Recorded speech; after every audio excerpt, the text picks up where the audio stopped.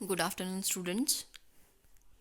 Life process chapter में हमने last video में रेस्पिरेशन इन ह्यूमंस हमने किया था, जिसमें हमने स्ट्रक्चर ऑफ लंग्स देखा था। क्या क्या पार्ट्स होते हैं हमारे रेस्पिरेटरी सिस्टम के। इसके अलावा हमने टाइप्स ऑफ रेस्पिरेशन देखा था, cellular respiration, external respiration and internal respiration. Internal respiration में हमने सेलुलर रेस्पिरेशन के बारे में बात करी थी, जिसमें दो पार्ट होते हैं सेलुलर रेस्पिरेशन के, anabolic and catabolic. Right. Cata means to break down, ana means formation, anabolic means the process in which something is going to be formed. इस वीडियो में हम रेस्पिरेशन इन प्लांट्स के बारे में बात करने वाले हैं।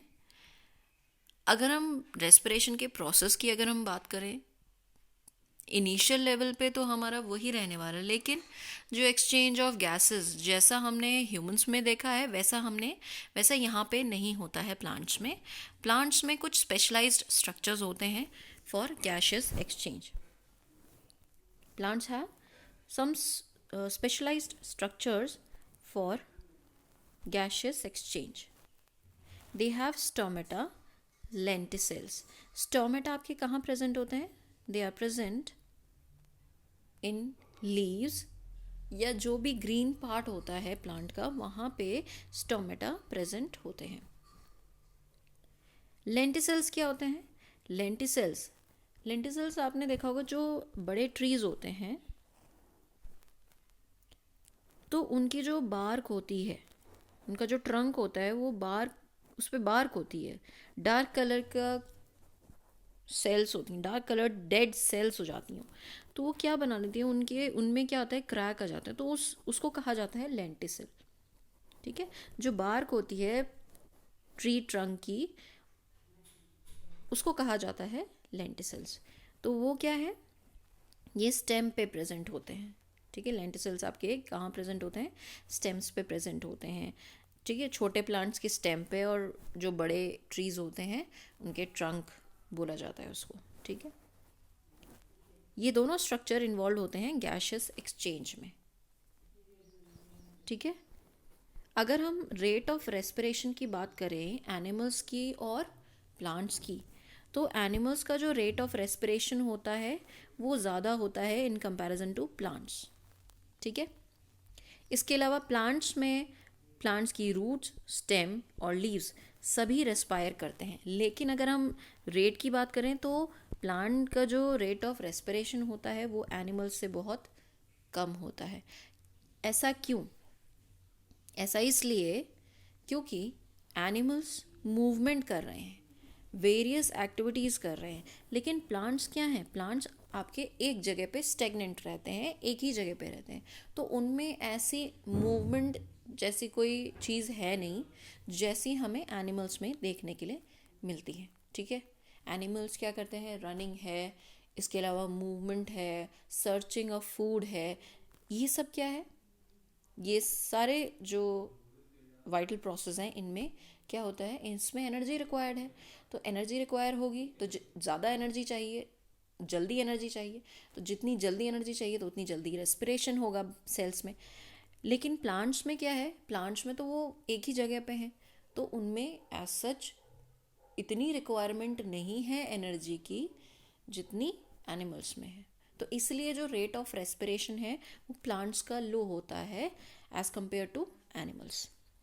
अब हम देख लेते हैं कि रेस्पिरेशन, इमेज की हेल्प से हम देख लेते हैं रेस्पिरेशन को, और अच्छे से समझ में आ जाएगा आपको रेस्पिरेशन।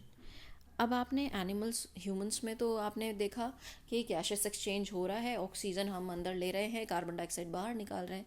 लेकिन आपने देखा होगा, ये कहा जाता है कि जो प्लांट्स होते हैं वो दिन में तो ऑक्सीजन रिलीज़ करते हैं, कार्बन डाइऑक्साइड का इंटेक करते हैं, लेकिन नाइट में वो ऑक्सीजन का इंटेक करते हैं, कार्बन डाइऑक्साइड को गिव आउट करते हैं।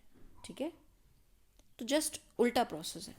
तो आप देखिए यहाँ पे, डे में कार्बन डाइऑक्साइड प्लांट्स ले रहे हैं और ऑक्सीजन गिव आउट कर रहे हैं। वहीं अगर नाइट में देखें तो नाइट में क्या है, नाइट में प्लांट्स ऑक्सीजन ले रहे हैं और कार्बन डाइऑक्साइड गिव आउट कर रहे हैं। तो ड्यूरिंग डे कौन सा प्रोसेस होता है? ड्यूरिंग डे प्रोसेस हो रहा है आपका फोटोसिंथेसिस। कौन सा प्रोसेस हो रहा है?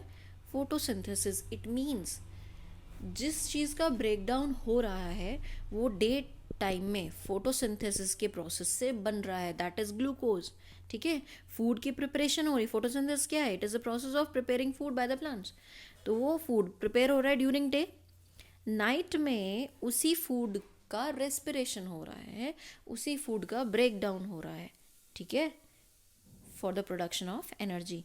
तो यहाँ लिखा है during day time the plant absorb carbon dioxide and expels oxygen. This happens during photosynthesis. मैंने आपको फोटोसिंथेसिस की जब रिएक्शन बताई थी तो उसमें क्या होता है, यहाँ पे आप देख सकते हैं फोटोसिंथेसिस की रिएक्शन। ये है आपकी फोटोसिंथेसिस की reaction, this one, this is your photosynthesis reaction. यहाँ पे क्या हो रहा है? कार्बन डाइऑक्साइड यूटिलाइज हो रही है। तो जो कार्बन डाइऑक्साइड प्लांट्स ने ली ड्यूरिंग डे टाइम, वो पानी के साथ उसको यूटिलाइज करके सनलाइट को एब्जॉर्ब करके क्या बना रहे हैं? ग्लूकोज बना रहे हैं। ठीक है, क्या बना रहे हैं? ग्लूकोज बना रहे हैं। और क्या दे रहे हैं? क्या गिव आउट कर रहे हैं? ऑक्सीजन को गिव आउट कर रहे हैं। तो यही ये ड्यूरिंग डे हो रहा है। नाइट में इस जस्ट इसका उल्टा हो रहा है। तो during night the plant absorb oxygen and absorb oxygen, it means respiration का प्रोसेस किसकी प्रेजेंस में हो रहा है? ऑक्सीजन की प्रेजेंस में हो रहा है। तो ऑक्सीजन प्लांट्स ले रहे हैं और रेस्पिरेशन का प्रोसेस हो रहा है। और एक्सपेल आउट क्या कर रहे हैं? कार्बन डाइऑक्साइड एक्सपेल आउट कर रहे हैं, क्योंकि रेस्पिरेशन के प्रोसेस में क्या वेस्ट प्रोडक्ट बनता है या बाई प्रोडक्ट क्या बनता है? आपका कार्बन डाइऑक्साइड एंड वाटर। तो कार्बन डाइऑक्साइड गैस की फॉर्म में बाहर आ जाएगा प्लांट से। तो this process is called respiration. ठीक है, तो फोटोसिंथेसिस, फूड का प्रोडक्शन ड्यूरिंग फोटोसिंथेसिस होगा ड्यूरिंग डे टाइम, एंड जो रेस्पिरेशन का प्रोसेस है वो आपके नाइट में होगा।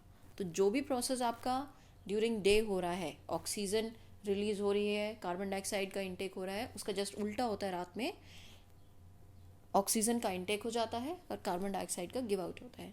तो इसीलिए कहा जाता है कि ड्यूरिंग नाइट आपको ट्रीज़ के नीचे नहीं सोना चाहिए, क्योंकि ट्रीज़ उस टाइम ड्यूरिंग नाइट टाइम में क्या होता है?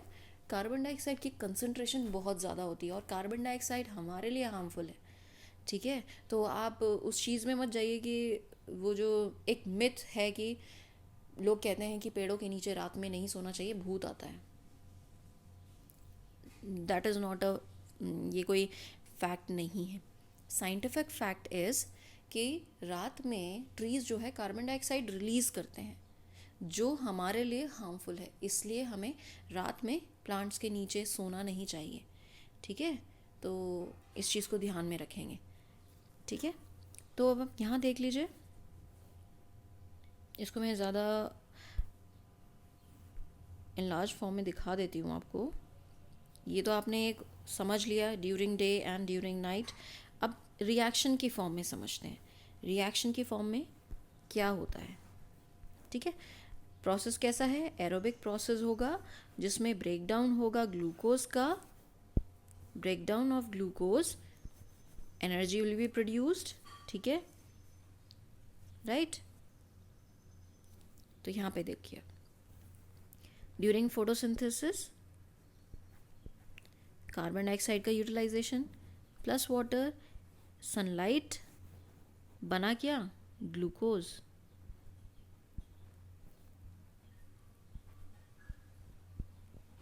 ये ग्लूकोज बना आपका, ये वाला, ये ग्लूकोज प्लस ऑक्सीजन, ये बाहर आ जाएगा थ्रू स्टोमेटा। ठीक है, अब वही प्रोसेस, अब ये जो ग्लूकोज बना, ये जो ग्लूकोज बन गया, अब ये एरोबिक रेस्पिरेशन के प्रोसेस में इसका यूटिलाइजेशन होगा। आप देख सकते हो यहाँ पे ग्लूकोज है।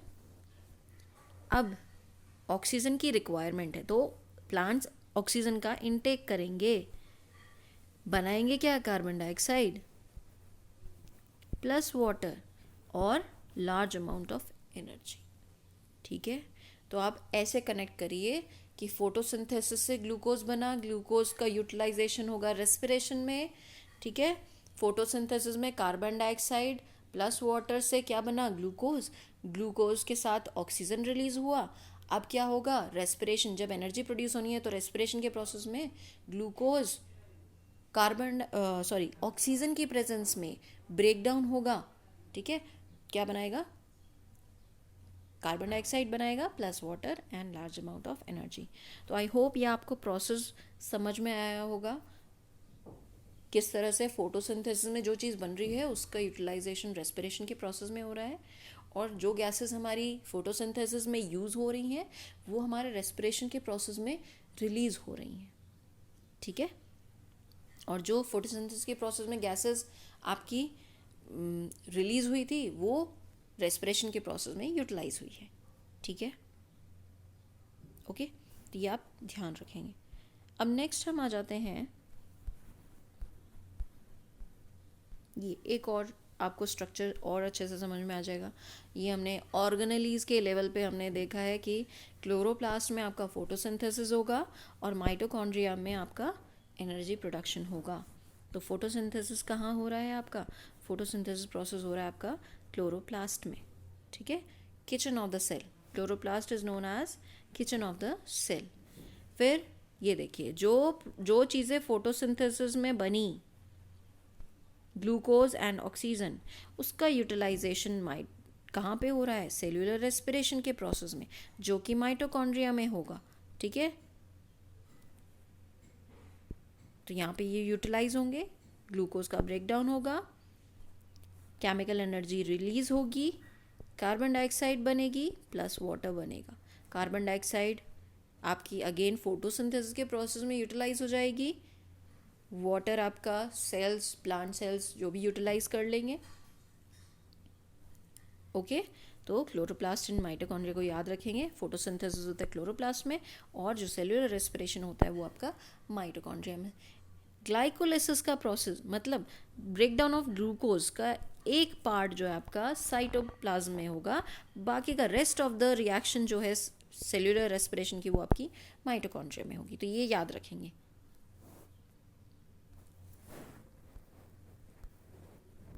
अब नेक्स्ट आ जाता है ट्रांसपिरेशन। What is transpiration? तो ये रेस्पिरेशन इन प्लांट्स तो मैंने आपको एक्सप्लेन कर दिया, बस थोड़ा सा स्ट्रक्चर्स का चेंज होता है, अदरवाइज और गैशियस एक्सचेंज डिफर करता है, ठीक है। बाकी सब सेल्यूलर रेस्पिरेशन वैसे ही होने वाला है जैसे कि एनिमल सेल्स में होता है। अब आ जाते हैं ट्रांसपिरेशन पे। ट्रांसपिरेशन एक आपका बायोलॉजिकल प्रोसेस है। It is the process in which water is lost in the form of water vapour. Biological process है जिसमें वाटर, जो एक्सेस ऑफ वाटर है या वाटर हम बोल सकते हैं, it is lost in the form of water vapours. Water vapours की फॉर्म में वो प्लांट से बाहर चला जाएगा, ठीक है। तो इस प्रोसेस को कहा जाता है transpiration. Transpiration is the biological process in which water is lost in the form of water vapours, okay, from the aerial parts of the plant. जितने भी एरियल मतलब एरियल ये सर्फ एक्सेल वाला, सर्फ वाला एरियल नहीं है, that is aerial मतलब above the ground, ठीक है। जो भी सॉइल के ऊपर वाला पार्ट जो होगा प्लांट का, दैट इज एरियल, ठीक है। Aerial parts of the plant, उनसे जो वाटर का लॉस होगा in the form of water vapour, उसको कहा जाता है transpiration. This process occurs mainly through stomata where gaseous exchange occurs. ये प्रोसेस भी आपका कहाँ से होता है? थ्रू स्टोमेटा होता है। स्टोमेटा का दूसरा फंक्शन क्या है? एक्सचेंज ऑफ गैसेस में हेल्प करता है। वहाँ से ही ट्रांसपिरेशन का प्रोसेस भी होता है। Transpiration helps in translocation of water from roots to upper part. Transpiration किस में हेल्प कर रहा है? आपने ये तो समझ लिया कि it is the process of loss of water in the form of water vapour through air from aerial parts of the plant. लेकिन ये एक्चुअली वर्क क्या करता है? ये क्या करता है, रूट से जब तक ऊपर से रिमूवल नहीं होगा प्लांट्स में, तो नीचे से भी नहीं आएगा। तो ट्रांसपिरेशन का प्रोसेस बहुत इंपॉर्टेंट प्रोसेस है प्लांट्स के लिए। इसी की वजह से जो रूट्स हैं वो वाटर को एब्जॉर्ब करती हैं और डिफरेंट पार्ट्स में प्लांट के पहुंचाती हैं। ठीक है, तो ट्रांसपिरेशन इसलिए इम्पोर्टेंट है। और ये इसके अगेंस्ट, इसके लिए एक ट्रांसपिरेशनल थ्योरी दी गई थी, एक थ्योरी प्रपोनाउंड की गई थी। उस थ्योरी का नाम है ट्रांसपिरेशनल पुल थ्योरी। ट्रांसपिरेशनल पुल, ट्रांसपिरेशन होगा यहाँ से, एरियल पार्ट से, इसकी वजह से एक पुल, एक अट्रैक्टिव पावर जनरेट होगी, जिसकी वजह से जो रूट्स हैं वो पानी को एब्जॉर्ब करेंगे और डिफरेंट पार्ट्स में वाटर जो है मूव करेगा ड्यू टू दैट पुल। ठीक है, पुल मतलब खिंचाव।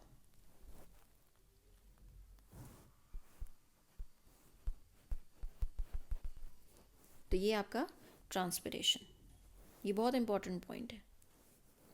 This point is very important कि ट्रांसपिरेशन एक्चुअली क्या काम करता है प्लांट्स में। Loss of water specially from leaves act as a straw effect and pulls water upward from roots. जो ये लॉस ऑफ वाटर हो रहा है, ट्रांसपिरेशन हो रहा है, ये एक तरह से स्ट्रॉ देखा होगा आपने, कोई भी कोल्ड ड्रिंक होती है उसमें आपको स्ट्रॉ डाल के दिया जाता है, तो स्ट्रॉ का भी वही काम होता है कि जो भी फ्लूइड इस ग्लास में है उसको ऊपर लेके आना। तो वही चीज़ यहाँ पे ट्रांसपिरेशन काम कर रहा है।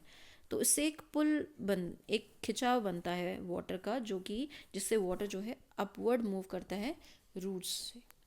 Transpiration also acts as an excretory mechanism in plants, as it helps to get rid of excess of water.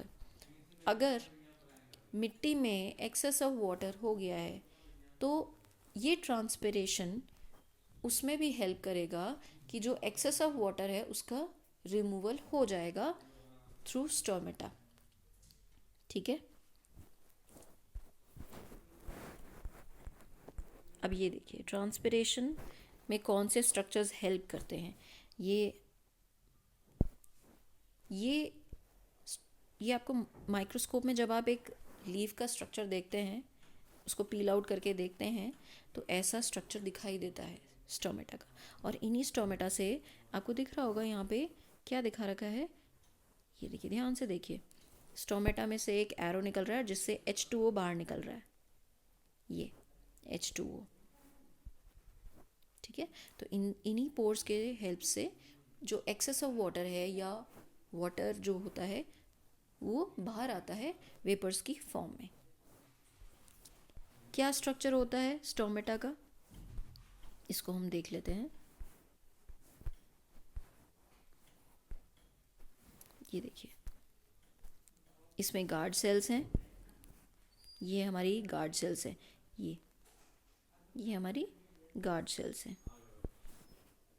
ये दो स्टोमेटा एक ओपन कंडीशन में है और एक क्लोज कंडीशन में। ये ओपन कंडीशन में है और ये क्लोज्ड कंडीशन में है। तो यहाँ पे ये जो गार्ड सेल्स हैं ये टाइट रहती हैं, बिल्कुल फ्लैशड, वाटर फिल्ड रहता है इसमें। लेकिन अगर हम क्लोज्ड में देखेंगे तो ये इनमें वाटर इतना नहीं होता है जितना ओपन कंडीशन में रहता है। इसकी वजह से ये जो स्टोमेटा हैं ये क्लोज हो जाते हैं। तो ये इसकी गार्ड सेल्स हैं, दो गार्ड सेल्स होती हैं। ठीक है, ये गार्ड सेल्स हैं। इसके अलावा ये जो पोर है इसको कहा जाता है स्टोमा। ठीक है, और ये ओपन है और यहाँ पे ये क्लोज्ड है। न्यूक्लियस, गार्ड सेल्स के अपने दो न्यूक्लियस हैं हर एक गार्ड सेल में। इसके अलावा क्योंकि ये ग्रीन कलर का होता है, ग्रीन पार्ट में प्रेजेंट होता है स्टोमेटा, तो इसमें क्लोरोप्लास्ट भी प्रेजेंट हो। ये ग्रीन कलर के पिगमेंट्स दिख रहे हैं, ये आपके क्लोरोप्लास्ट हैं। ये स्ट्रक्चर होता है आपका स्टोमेटा का। नेक्स्ट है, ये देखिए, ये है ट्रांसपिरेशन किस तरह से होता है। Transpiration, roots take up water, roots take up water. ये एरो देख सकते हैं आप, वाटर जो है रूट से होते हुए ऊपर जा रहा है, अपवर्ड मूव कर रहा है। ठीक है, अपवर्ड मूव कर रहा है। तो water is drawn up the stem to the leaves. यहाँ से होते हुए लीव्स में भी डिफरेंट पार्ट्स जो होंगे प्लांट के वहाँ पर जाएगा, और लीव्स में जहाँ जहाँ भी स्टोमेटा होंगे वहाँ पे ये इवेपोरेट कर जाएगा in the form of water vapours, in the form of water vapours ये इवेपोरेट कर जाएगा, राइट। ठीक है, इस तरह से ट्रांसपिरेशन का प्रोसेस होता है। अब ये जो डायग्राम है ये आपको ओवरऑल दिखा रहा है कि इसमें फोटोसिंथेसिस भी हो रहा है, इसमें आपका रेस्पिरेशन भी हो रहा है, ट्रांसपिरेशन भी हो रहा है। तो ध्यान से देखेंगे तो आपको सब चीज़ें दिख जाएंगी यहाँ पे। ठीक है, जहाँ जहाँ आपको ऑक्सीजन और कार्बन डाइऑक्साइड का एक्सचेंज दिख रहा है, या तो वहाँ पे अगर ग्रीन पार्ट है, ठीक है, यहाँ पे ये दोनों पार्ट में आपका रेस्पिरेशन हो रहा है। ओके, और ये जो ग्रीन पार्ट में आपका दिखा रखा है यहाँ पे आपका फोटोसिंथेसिस का प्रोसेस हो रहा है। तो ये डायग्राम को ध्यान से देखेंगे तो आपको पूरा तीनों की तीनों चीज़ें समझ में आएंगी। यहाँ पे वाटर वेपर्स का रिमूवल हो रहा है तो इट मीन्स ये ट्रांसपिरेशन हो रहा है। ओके, तो this is the overview of all the three processes, photosynthesis, respiration, transpiration. Okay, तो दैट्स ऑल। यहाँ पर हमने जो रेस्पिरेशन का जो पार्ट है ये कंप्लीट कर लिया है, ह्यूमंस में भी प्लांट्स में भी। नेक्स्ट जो हम टॉपिक अब लाइफ प्रोसेस में स्टार्ट करेंगे वो होगा ट्रांसपोर्टेशन। ट्रांसपोर्टेशन में आपका जो बॉडी में जो फ्लूइड कनेक्टिव टिश्यू है, ठीक है, वो आपकी ट्रांसपोर्टेशन में हेल्प करता है। वो आपकी पूरी बॉडी को from head to toe connect करने का काम करता है। ठीक है, तो उसको हम करेंगे। इसके अलावा हम जो है पंपिंग ऑर्गन पढ़ेंगे। Pumping organ is your blood pumping organ, that is heart. Heart का हम स्ट्रक्चर पढ़ेंगे। तो ये सब हम नेक्स्ट वीडियोज़ में कवर करेंगे। That's all for today. Thank you, have a nice day.